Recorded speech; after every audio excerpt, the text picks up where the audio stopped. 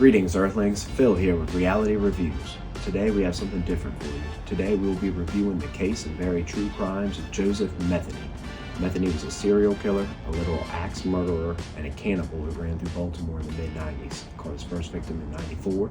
He was apprehended and charged for these crimes in 96, later sentenced to death in 98. Now, what separates this Baltimorean from the rest of the statistic weirdos out there is Metheny wasn't just a cannibal. He said through Metheny's own confession that he would grind the human remains of his victims, mixing them with beef and pork products later to be sold at his roadside barbecue food truck in Baltimore, Maryland. Now, you may recognize this character, you may recognize this case. There's a highly popularized kids game right now called Mr. Meat on the smartphones and tablets. The creators of this game have denied that their character was based on Metheny, but a quick glance at the character, you will clearly see that they have drawn inspiration, whether directly or indirectly, from this case. So without further ado, here's the review. Joseph Metheny, better known as Tiny, was born March 2nd, 1955, right here in Baltimore, Maryland, to his parents, Miss Jean Metheny, and his father, whom little information is known about. Joseph was born into a large family, being one of 7 children. The man had an unstable early years, to say the least. Being the son of an alcoholic father and an overworked, often absent mother, a young Metheny spent his first 6 years moving back and forth from Baltimore to West Virginia. Destroying any positive structure established with each move, the family continued moving back and forth until Metheny's father was in a fatal car accident in Terra Alta, West Virginia, when Metheny was only 6. After this tragic accident, the family packed up and moved one more time, settling in the Essex neighborhood on the far east side of Baltimore County. This move to establish a permanent residence and some symbol of structure for the Metheny children may have just been too little too late, seeing how Metheny was 7 at the time they moved back to Baltimore. He was damn near through his formidable years.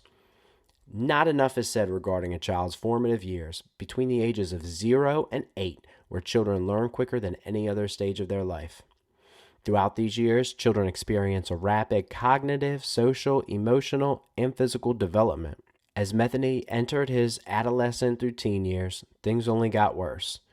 Young Joey developed a taste for whiskey, Southern Comfort in particular, and things went downhill quick, as they typically do.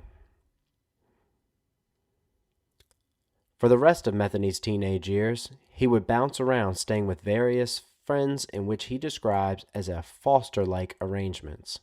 His mother, Jean, would deny these claims, saying if Joseph was staying with friends, it was short-term and solely by his own choice. She describes these as long weekend sleepovers and not foster-like arrangements. Although she does admit, being a single mother, she would regularly hold down more than one job at a time. Between double shifts, multiple jobs, and 6 other kids to care for, she owns the fact that young Joseph probably didn't receive the proper love and attention that all kids need through their formative years. Now, with that being said, I don't want to humanize this creep because of his upbringing. His 6 siblings grew up in the exact same environment, the exact same conditions as he did, and not one of them turned out like him.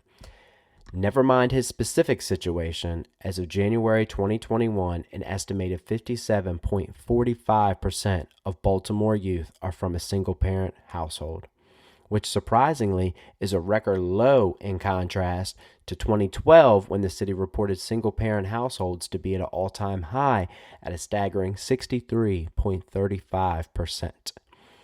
Unfortunately, an overworked single parent is the norm in this city. Personally, I don't believe his upbringing was that bad. The man's lied about being in foster care. The man's lied to the media about his victims count. The man's even lied about his mother being dead to people who knew her, knew she wasn't dead, and knew he was lying, and that never stopped him.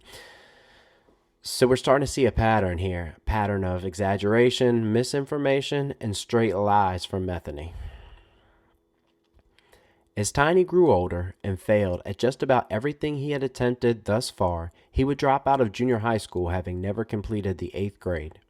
The dude did eventually earn his high school diploma equivalency, or GED. I'll give him that. The only thing I can tell this sorry was good at is is drawing cartoon characters, which is ironic, being that this man looked like a cartoon character his damn self. Walking around over 6 foot 1 inches tall and over 350 pounds. Metheny was a big dude, but it wasn't only his size that intimidated folks. The man had pointed teeth like a goddamn vampire, and it's been said, Tiny always smelled like shit.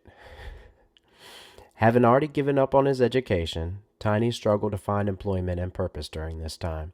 That would all begin to change when Tiny enlisted in the U.S. Army in 1973. Tiny, being the pathological liar he was, would tell people he was a top-ranked military officer having fought in the Vietnam War. This too was bullshit, as public records show he was a field artillery soldier stationed in Germany. Metheny never left the American base before being honorably discharged less than 2 years later in 1975. During his brief time in the U.S. Army, Metheny actually studied physics and was applying himself by all accounts, marking this as the most productive and promising chapters in this man's life. I can't help but wonder, was it the discipline that had Metheny flying straight and keeping his nose clean? If the dude had some level of discipline and structure growing up, could all this have been avoided? Possibly. I don't know. Upon leaving the U.S. Army, Metheny struggled to adjust to civilian life when he came home. With nowhere to live and failing to land a real job, Metheny became known as a regular in the homeless camps. The good fellas there would refer to him as Methhead Metheny, or some called him Meathead Metheny. Meathead was for his love and his overwhelming knowledge of meats and butchery. Methhead Metheny was for his love of the obvious. Much like most addicts, Metheny didn't just partake in crystal. All right? He was said to have enjoyed heroin, PCP, and he later developed a whole crack addiction. Here in Baltimore, a drug-addicted homicidal maniac. Shocker, I know. Now, for an over 350-pound man to be a meth user is actually surprising, but for a Baltimore man to be well over 300 pounds and a whole crack addict is truly shocking. Baltimore is a dope city, has been since the 60s. It's been named the heroin capital of the nation multiple times. I can't speak on what the drug culture was like in the 80s and 90s, but today you would be hard-pressed to find a steady supply of good crack here in Baltimore. Shit, even good coke is very few and far between. The fentanyl, the heroin, it's really taken over. Quick story to illustrate what this city looks like. Last year, I was taking my kids to the aquarium. We drove past one of the many methadone clinics in the city, and there's a line forming around the block like a damn sneaker release. All right, that's not what caught my eye. Not the 50 people standing in line. What caught my eye was the staggering number of amputees. It's like everybody in line is missing an arm, a leg. Some folks are missing multiple limbs. One guy, he's in a wheelchair, no more than 25 to 30 years old. He's missing both arms, both legs. He's in line at the methadone clinic. It's just heart-wrenching. And again, this is what Baltimore looks like. If Metheny was his 94, 95 self, trash can drug addict, doing anything he could get a hold of, running around through the streets of Baltimore, high 24/7, if he was that guy in 2023, most likely none of this would have ever happened. Chances are fentanyl would have rolled his big ass like an avalanche. Now, here's a pic taken around that time frame of Joseph Metheny.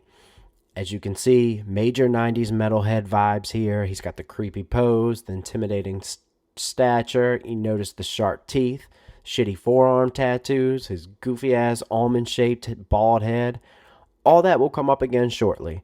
I could 100% see this clown rocking the Jinko jeans with the Korn t-shirt around 95 with the big-ass wallet chain and all that. Y'all remember the Jinko jeans? Wild. Joe spent the next decade as a drifter. The man would stay in abandoned row houses within the city. He would frequent the Brooklyn Park neighborhoods as well as a place referred to as Tent City by the locals. This could be described as a community made up of predominantly homeless folks and people who live on the fringes of mainstream society. They would congregate and set up their tents in rows to form a town-like community underneath of the Patapsco River Bridge. This is similar to what we see today in present-day Skid Row, but smaller. It was this group of gentlemen who would commonly refer to Joseph Metheny as Meth Head Metheny. During this time period, dude's drug abuse quickly spiraled out of control, as it always does. Man would struggle to find meaningful or worthwhile work. He was bouncing between temporary jobs. At the time, he drove a forklift at the Sparrows Point shipyard. That's the point for the locals. He worked for a liquor distributor for a short time. It's hard to imagine that didn't work out. I wonder why. Can't believe it. Then, in 1988, things would change when Metheny met a man named Joe Stein, and the two men became best buds almost immediately. They really hit it off. Shortly thereafter, Stein gave Metheny a job as a laborer at the pallet factory he owned. Now, this was a bit of a come-up for Metheny, starting off with an hourly pay of $7 an hour. This was actually a livable opportunity for old Metheny. Doesn't seem like much of a life-changing event, but $7 in 1988 would be equivalent to $13.24 at the time of this recording. Considering the man spent the last decade sleeping in bandos in tent cities, this new job was in fact life-changing. Metheny's co-workers actually thought really highly of him. They referred to him as a gentle giant. Metheny would joke about being so low on the totem pole that he was actually the dirt holding up the totem pole, said Joseph Stein Jr., that was the son of the owner. He was also quoted saying, "Yeah, Metheny was a pretty smart guy. He was known for coming up with solutions to all of our problems. He's unloading the trailer over there. We would have a problem stacking the pallets over here. He would drop what he was doing and come over there and figure out how to stack the pallets. He was a real problem solver." Rest in peace to the younger Stein, who passed away on December 3rd, 2022, at 36 years old. Memorial contributions have been made to the Mulligan Recovery Center, so you already know what that means. Again, this is what Baltimore looks like. Upon settling in his new position at the pallet factory and impressing his new co-workers, Metheny quickly made a good name for himself as a hard-working, dependable, smart guy. He honestly did a good job suppressing the old Metheny and keeping his old character flaws at bay. These poor folks had no idea the man they were around every day. See, this new job of his didn't only come with an increased hourly pay rate, but it also came with a single-wide trailer 40 foot from the pallet warehouse where Metheny would stay for a significantly reduced amount. As the old saying goes, success breeds complacency, and complacency breeds failure. And our subject today is no exception, as everything was coming full circle for our boy, and he was finally finding success in his professional career. As we've all seen a million times with addiction, Metheny soon revamped his habit of finishing his shitty SoCo bottle every night before bed. It wasn't but a few weeks later, old bum-brained Metheny was back in full relapse mode, making a daily habit of heroin, coke, and crack, often simultaneously, without ever putting down his SoCo bottle. This pattern would continue for approximately the next 5 years. It was July 3rd, 1994, when this story changes pace. It was at this point, a then 39-year-old, severely drug-addicted, mentally unwell Metheny would claim the life of his first victim. Also 39-year-old Catherine Ann Magazina, a South Baltimore native, described by Metheny as being tall, thin, with brown hair, was known throughout the area for her nightly work and unsurprisingly struggled with the dope addiction herself. The two would meet one night while out drinking at a local bar called the Borderline Bar and Grill, still in operation today, located in the Violetville, Morrell Park neighborhoods. It's believed Metheny lured her back to his trailer with the promise of as much dope as she wanted, although nobody knows for sure how he got her back there because we don't take anything he says. What we do know, once back at Metheny's unkept trailer, he then strangled Catherine Ann Magazina to death using an extension cord. He then buried her body in a shallow grave roughly 2 foot deep that he dug up on the warehouse property, approximately 30 foot from his trailer. As if that wasn't horrifying enough, this sicko would dig up her remains approximately 6 months later, sever the head from the rest of the skeleton, put it in a box, keep said box in the trailer, doing God only knows what with it, for months before discarding it in his trash can. Sometime between the murder and the mutilation of the corpse, Metheny would take Magazina's purse and clothing and bury them in a separate location. Remember that. That will also come up again later. Somehow, I've yet to understand, Metheny began a serious relationship in approximately 1988, so much serious he would refer to and introduce this woman as his wife. Although public records show he was never officially married, as far as I can tell, this is the only serious and significant relationship of his life. Joe's girlfriend, or his wife as he would say, also struggled with a severe crack addiction herself, if you could believe that. She gave birth to Metheny's first and only child in 1990. I haven't been able to confirm if she lived at the trailer at the time of Magazina's murder or not. But coincidentally, between the murder and the mutilation of the corpse, Metheny's employment at the pallet factory was terminated. Although he remained living in the run-down single-wide trailer furnished with only 2 chairs, a TV, a space heater, and that's it. After the pallet company, Metheny began driving commercial trucks and would frequently spend days, if not weeks, on the road and away from home. Immediately following one of these out-of-town hauls, Metheny would return home to his trailer midsummer 1995, only to find his live-in girlfriend was gone. Not only her, but she had also taken their then 6-year-old son with her. This enraged Metheny. This was also the age Metheny was when he lost his father.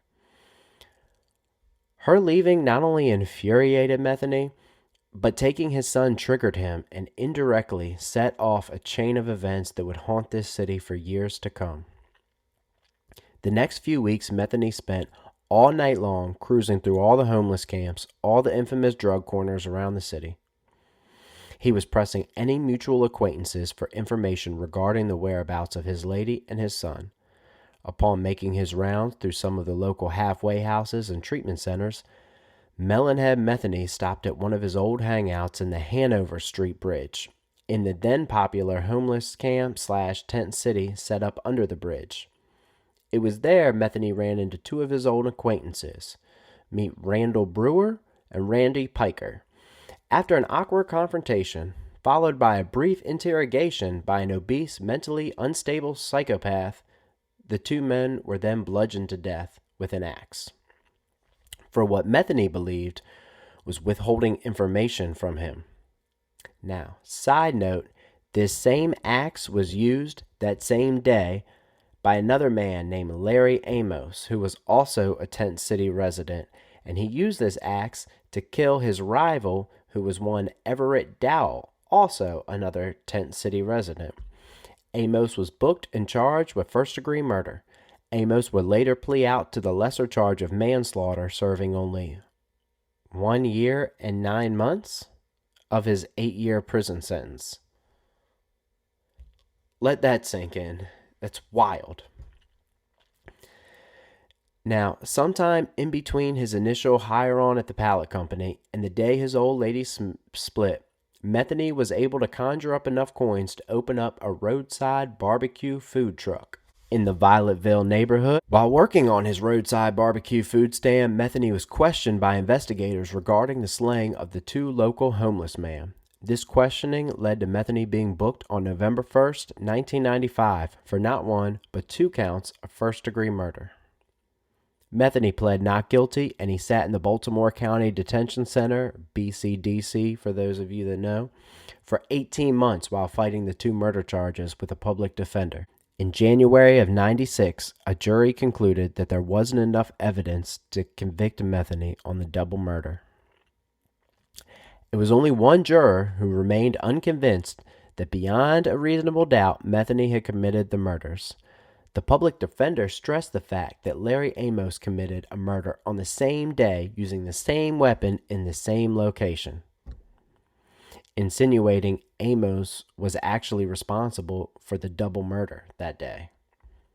Good defense. It worked. Metheny was released and the charges were dropped. Upon his release, Metheny returned to the single-wide trailer at the pallet factory, but he didn't return to working there. Instead, he continued with the barbecue food truck endeavor. This new entrepreneurial lifestyle of Metheny's failed to keep him on the straight and narrow, as it's believed sometime between July of 96 and December of that same year, Meth Head Metheny would strike again when he met the then 28-year-old Tony Lynn Ingracia. Ingracia's remains were discovered along I-95 near Caton Avenue in Baltimore. Wasn't long after that, Metheny would run across a then 23-year-old Kimberly Lynn Spicer. Spicer, who was also a South Baltimore resident just entering her adult years, was reported missing by her mother on November 11, 1996. Unfortunately, she was never heard from again. Now, to backtrack for one moment, this killing spree that started with the wife leaving his crazy ass and taking their son with her, that was Metheny's original claim, and the timeline sort of fit, so up until now, this false narrative has been widely accepted. This is again bullshit. It's all part of Metheny's victim-like, feel sorry for me, pity story. Same as the time he spent in foster care. Same as his tour in the Vietnam War that never actually happened. These claims of his revenge killing spree are also fake, alright? First of all, his first victim was in July of 94, but his son and the son's mother didn't split until almost, if not a whole year from that date. So that doesn't line up. On top of that, it's been confirmed through Baltimore City inmates, as well as people from the Brooklyn Park and people from Morrell Park, that after Metheny was arrested for the double homicide, he was made aware of not only the location of his son and his baby mama, but he also learned the identity of the man she left him for, and the man who had been hiding and harboring Joe's family for the last 6 months, another Baltimorean, known for low-level drug offenses and low-level dealings in general. Within 6 months of old girl moving out of Joe's trailer, her new man was booked in a motel room raid where Metheny's son was present and subsequently taken by CPS. So take everything Metheny says with a grain of salt. He's a known liar and he's a habitual bullshitter. Right? Metheny lures his longtime friend Rita Kemper back to his death trap trailer. After spending the evening indulging in the all-powerful white powder substance, Meth Head Metheny, being the creep he was, attempted to push up and S.A. Miss Rita Kemper. Thankfully, she wasn't gone. She was able to wrestle his big ass off of her. She ran like hell directly to the police station and alerted the authorities. In true Baltimore fashion, the Baltimore City Police Department did nothing. No, they sat on the information for a whole week, supposedly investigating her claims. This was after this man threatened her, saying, "I will bury you out back with the other girls." Crazy, right? Shout out to the surviving victim, Miss Rita Kemper, who was able to get the fuck out of there and get to the authorities, putting an end to this evil run. Kemper recalls befriending who she refers to as Tiny a few months prior to the attack, stating she could see the evil in Metheny's eyes when he struck her over the head twice, demanding she removed her pants. When she rightfully refused his perverted demands, Metheny became furious, spiraling into a fit of rage, and this real-life monster then began threatening her. In doing so, he recounted to her the events that led to the murders of the other 3 women. So he confessed that he had killed the other 3 women to her, and she got out alive and got to the authorities and told them everything, and they didn't immediately go arrest him. This is wild to me. It was at that moment that Kemper came to the horrifying realization, he's not going to let me out of here alive. This monster wasn't just attempting to S.A. Miss Kemper. He was planning to murder her, like his other 3 female victims. She fought like hell, Diaz brother style. She was refusing to go down, knowing her life literally depended on it, and I'm glad to inform you, it worked. The smaller woman, no more than 125 pounds at the time, was able to overpower this oversized crystal Methodist, weighing in every bit of 350 pounds at the time of this attack. A true testament to the strength of willpower and adrenaline.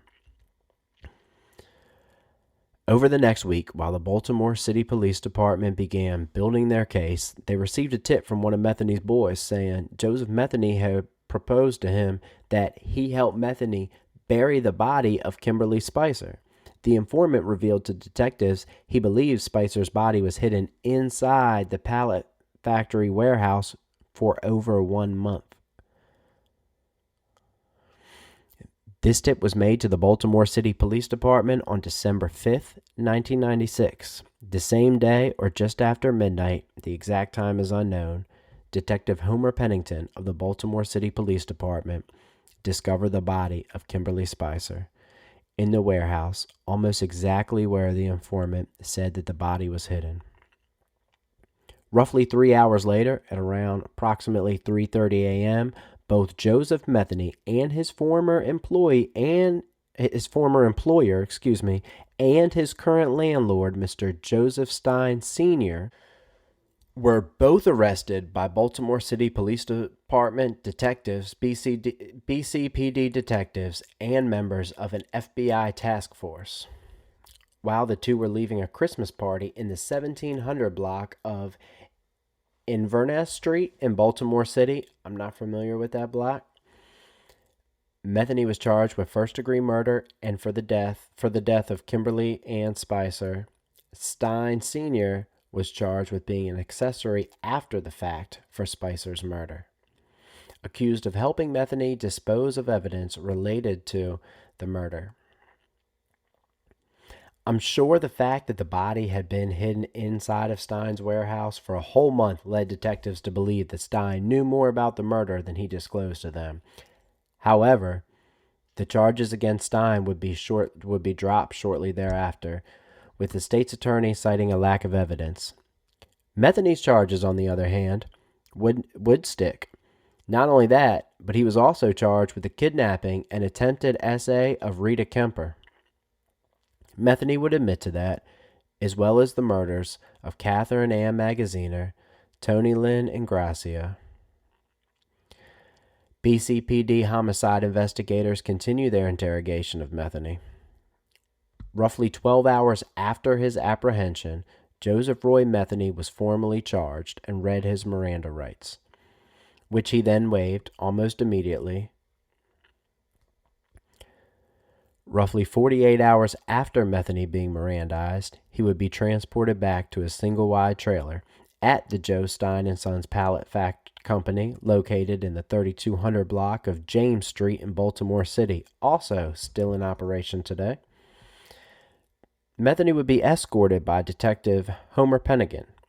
Metheny would physically show the detective exactly where he had buried both Magazina's and Spicer's body. He also showed the detectives where he had buried Magazina's clothing and her purse, which apparently was buried separate from the bodies. I would like to end the story right here and tell you that's the end. However, it's not. This story somehow gets worse. Like, much worse. Metheny told the detectives he was responsible for more than an astounding additional 10 murders. Metheny claimed that upon being released for the double murders of the two men under the Hanover Street Bridge, he immediately killed 2 sex workers. Mann also claimed that a fisherman witnessed the original double murder, so Metheny claims he butchered him with the same axe, then discarded his body in the Patapsco River. If this horrendous crime is true, that means that axe took a total of 4 men's life. If haunted curses or haunted objects is a real thing, this axe is 100% cursed. I cannot confirm, but I believe the axe currently resides in an evidence locker in Baltimore City after being recovered by the police department after the murder of Everett Dow. These additional claims by Metheny have never been verified, not by the BCPD, not by the FBI task force who later joined the interrogation, not by anybody.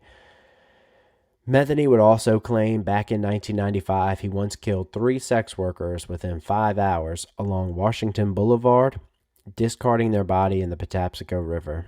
The FBI was able to prove this particular claim to be false after retracing his whereabouts that night, checking missing person reports, and carefully reviewing all CCTV footage in that area. Not enough evidence was ever found to charge Metheny with anything beyond the 3 bodies he had already been charged with. In fact, despite his own admission, the murder charge relating to Tony Lynn Ingrassia would later be dropped as well, with the state's attorney's office again citing a lack of evidence. Mann also claimed he caught his first body in 1976, shortly after his release from the Army. Like most of Metheny's claims made during his interrogation, this too was unsubstantiated. It gives us a good look into the mind of one Joseph Metheny. Why would someone lie about stuff like this? Most people lie during an interrogation by denying responsibility. The only thing Metheny would stand to benefit of these claims would be a not guilty by reason of mental insanity or his spot in history with the rest of the infamous serial killers. I'm leaning towards the latter myself. I think that's why he lies and says the shit he does. Now, all these additional claims of Metheny's would blow the investigators' minds, right? But this wasn't all Metheny confessed to. While detailing his crimes to investigators, when asked how he disposed of the bodies and the additional victims, Metheny told investigators he would butcher the bodies into small enough pieces that he could store them in Tupperware containers. He claims to have spent the next few weekends grinding the human remains and mixing them with beef and pork products. Dude was quoted as saying, "When mixed correctly with pork products, the average person couldn't tell the difference between human meat and the pork products." Gross. This so-called special meat was then seasoned and prepared into little patties later to be sold at his roadside barbecue food truck located in the Violetteville neighborhood. Disgusting. Metheny has also claimed to have not only consumed these burgers himself, but he claims he would indulge in eating his victims' human flesh. Much like Metheny's earlier claims, investigators weren't able to verify these claims either. As a result, no charges were ever filed relating to the food truck. The FBI combed the food truck and every piece of equipment inside of the truck for DNA. No DNA other than Metheny's was ever found. Now, here's where the Mr. Meat comparison comes into play.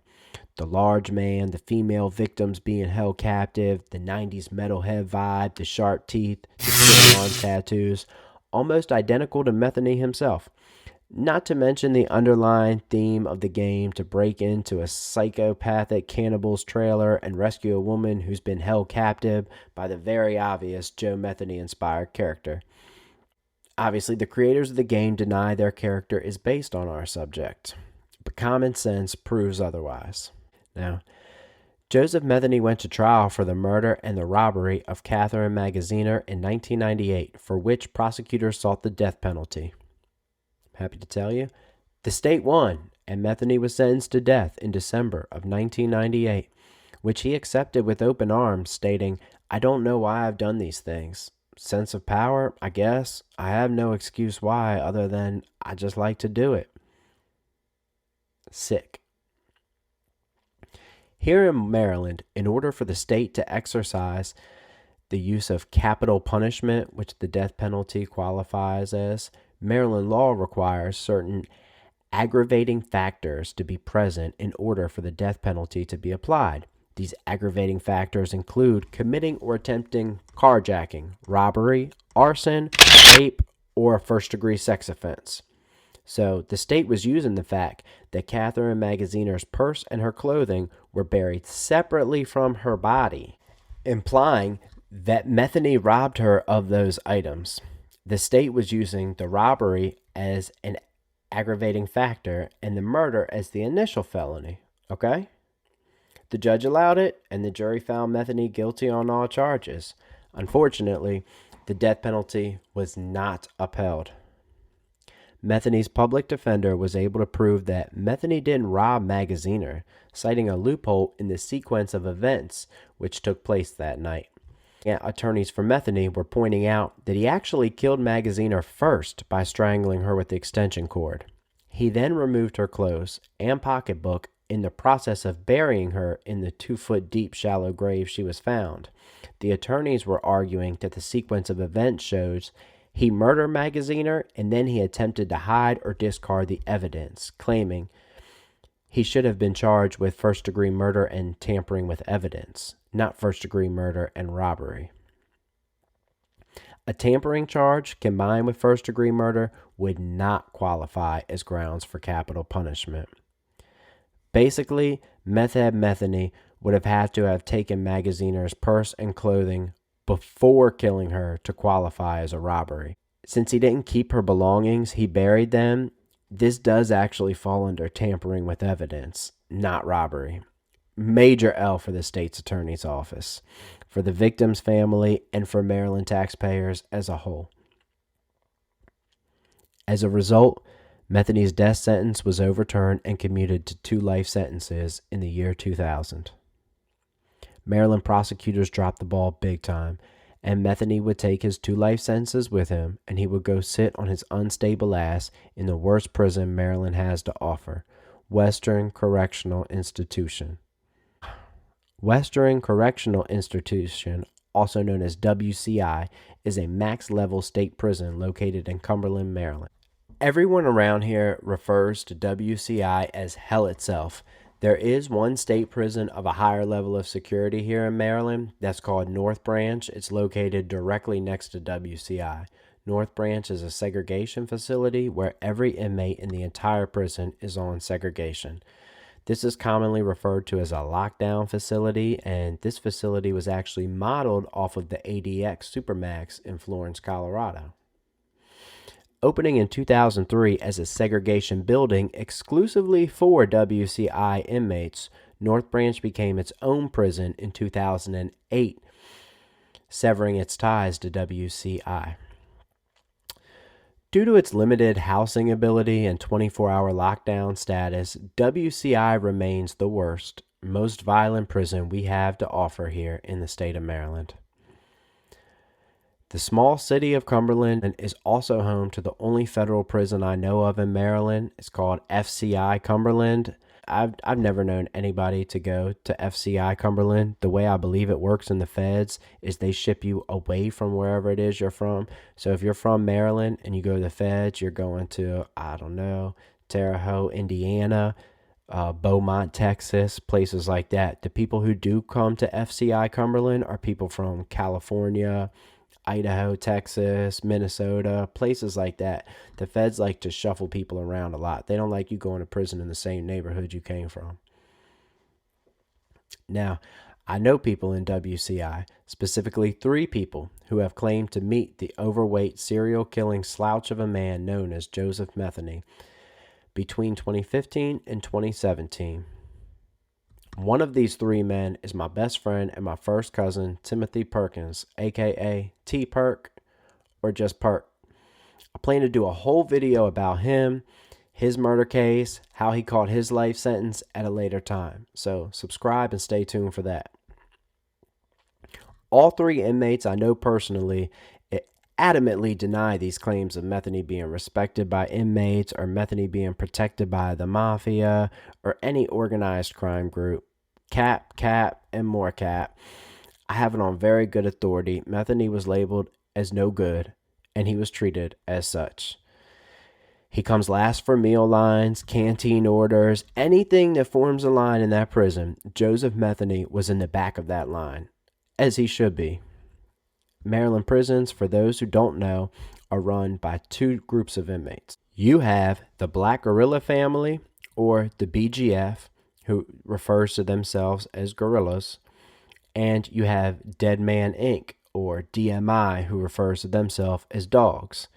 If you don't know, both groups frown upon any harm done to women and children. They refuse to live amongst these types of people, and they refuse to let these folks do their time in peace. I believe the whole Joseph Metheny protected by organized crime myth started when Metheny ratted on his then coke dealer, who did have ties to an active family in New York. That does not make someone eligible for protection. Metheny never testified against Dude. He simply told the arresting officer the name of the man who he got the coke from. This man was never charged for any drug offenses in Maryland.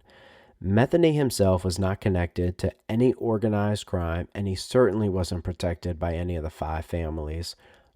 All of that is a myth and an internet conspiracy. This man spent his time in protective custody due to the nature of his crimes and the extreme violence in that facility, okay? Not because he was protected by anyone. If we're going as far as to say that Metheny was being protected, his protection came from the state's attorney's office incompetence. The prosecutor's office had all the evidence needed to secure a death sentence that day. They just played their hand poorly. They fumbled the ball. Happens daily in Baltimore, unfortunately.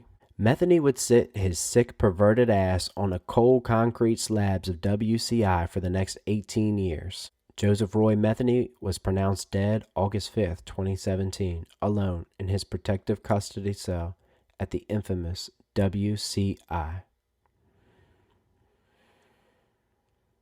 Now, I chose this case because it hits particularly close to me. That part, compounded by the overwhelming amount of misinformation out there regarding this case, Metheny said a lot of bullshit for shock value. In a way, he was ahead of his time, being that in this internet age, that seems to be a lot of folks' key to success. I've seen a lot of articles and videos on the internet where the creators just harp on the food truck, the cannibalism, the 13 plus victims, pretty much everything that was never confirmed. Again, just shock value. I consider that disrespectful to the actual victims. That's exactly what Metheny would have wanted, to live forever in infamy through blogs and articles and videos, etc. I refuse to give him that. This story may not be as entertaining as all the fictional, folklore, internet stories about Joseph Metheny, but it's reality. And this is Reality Reviews, so I apologize if I bored you with the facts and the evidence and the first-hand accounts. I think, my own opinion from doing my own research, I believe the actual victim count to be 6, the 3 women who he was charged with, the 2 fellas under the bridge, and the fisherman who witnessed the double homicide. All of his other murder claims I believe to be false. I do believe he may have sold and ate his victims' remains at his food truck. However, I believe he exaggerated the number of victims used, and he exaggerated the number of special meat patties, as he called them. Metheny once said whenever he ran out of special meat, he would ride out and he would go hunt for sex workers to be killed and use their remains for his food supply. These claims were also unsubstantiated. Shocker, right? Of course, I don't believe that either. This case is personal for me because I was in Baltimore City during that time. Being just a jit at the time, between the ages of 5 and 8 years old, my dad would take us to the aquarium, the Inner Harbor, the Baltimore Science Museum, Camden Yards, and so on. We could have very well stopped at that food truck in our travels.